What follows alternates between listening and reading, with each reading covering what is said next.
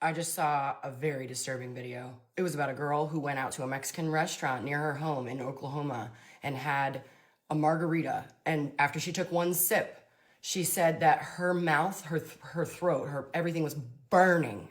I was like, oh, maybe it had jalapenos. Was she allergic or something? No. Somehow, Holly's margarita had been mixed with industrial oven cleaner. The brand name is Glitter. It's a grill, oven, and deep fryer cleaner. And look at the warning label, corrosive. After 2.5 years and 60 surgeries, she died. Yeah. The doctor said that her esophagus looked like hamburger meat. She couldn't eat. She had to get fed through a feeding tube. I can't imagine that it was done on purpose. But what is this grill and deep oven fryer cleaner doing behind a bar? There is no oven or deep fryer behind the bar. My guess is that they use sour mix out of a gallon jug like this, so maybe the jugs looked similar. My heart breaks for her family. That should never have happened. How did the bartender not smell the chemicals going into that margarita? How Holly's margarita came to be mixed with a toxic cleaning fluid remains a mystery. The individuals involved in that incident were terminated. Terminated? Terminated.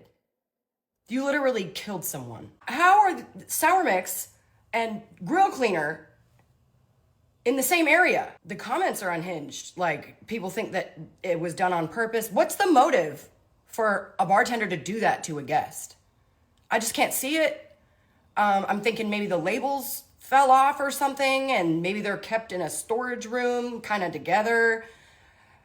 But they're supposed to be labeled. You cannot have stuff not labeled. I like am shaking. I'm like so mad that this happened. Like that, I can't imagine doing that to somebody. I don't know how that person's gonna live with themselves. They should be in jail. The final result of the decanter, this much is gone. I only had 2 people accept a shot from me when I was offering them, when I was sitting in my driveway. I ended up taking that decanter down to the end of the street where I knew this couple that my sister's really good friends with.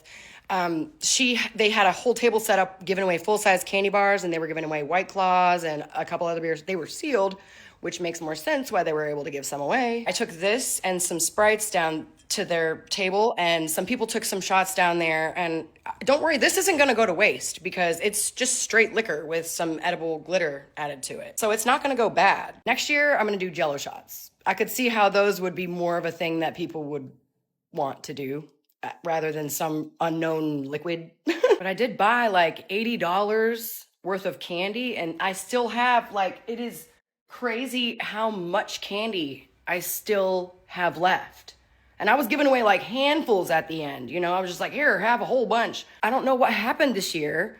Like, nobody came. But I did make some new friends. The couple that my sister knows that had the full-size candy bars and the table with the White Claws and all that, they ended up being so nice. And I told the guy that I had a bar in my garage. He was like, oh my gosh, that's like my dream. And I was like, you guys should come back and I'll serve you guys some drinks. So they ended up coming over to my house and we had such a fun time. It's so hard to find like fun girlfriends. They really want to meet my boyfriend. So they want me and him to come over for dinner one night. They want to cook for us. I was like, yeah, that sounds great. I'm thankful for new friends. Do y'all see these pants?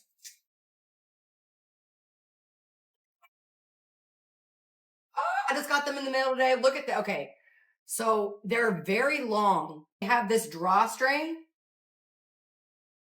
because look how long they are. I mean, it could go way past, you can't even see my shoe. But you could take them up, tie this. I'm 5'4" and I weigh 118 pounds. For reference, I ordered a size 25. I am in love with these pants.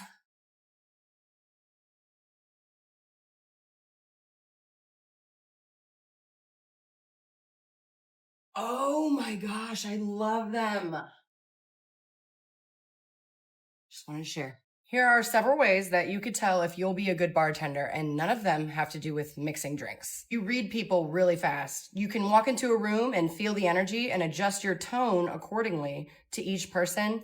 And you notice things like when somebody wants to talk or when somebody wants to be left alone. You notice little cues like when people seem stressed out or that guy keeps checking the door. He's probably expecting somebody.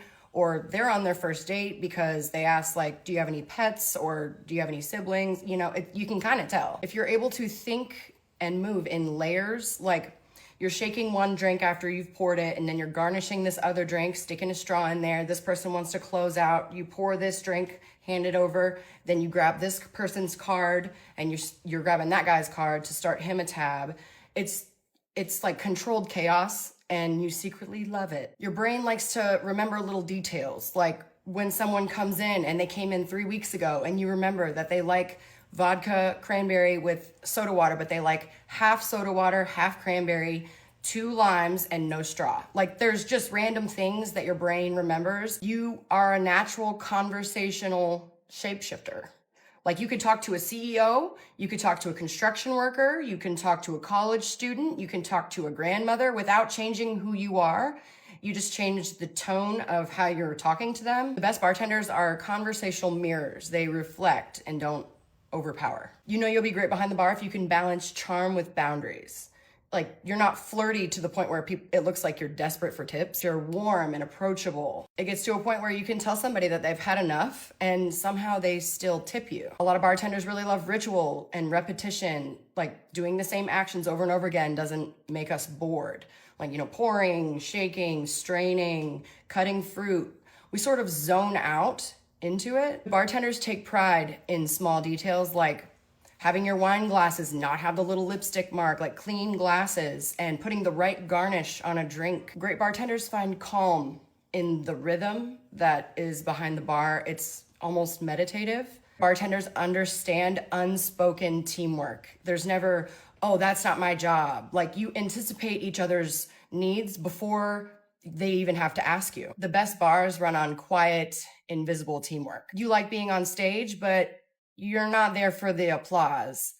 Like you think that the adrenaline that you get from being in a rush, it feels like flow instead of fear. You like performing under pressure and you do well at it. Chaos feels like choreography. If people naturally open up to you in your day-to-day life, like say you go to the grocery store and in line, the person in front of you is just spilling all their problems to you, or your friends call you for advice, even when they don't take the advice, you're that safe space that doesn't feel like therapy. That is bartender energy. It's like empathy mixed with authority. If you generally and genuinely like people and you don't need them to like you back, you'd be great behind the bar. Like you don't take every rude customer personally. You see drunk behavior as patterns instead of attacks. So if all of that sounds like you would be great behind the bar.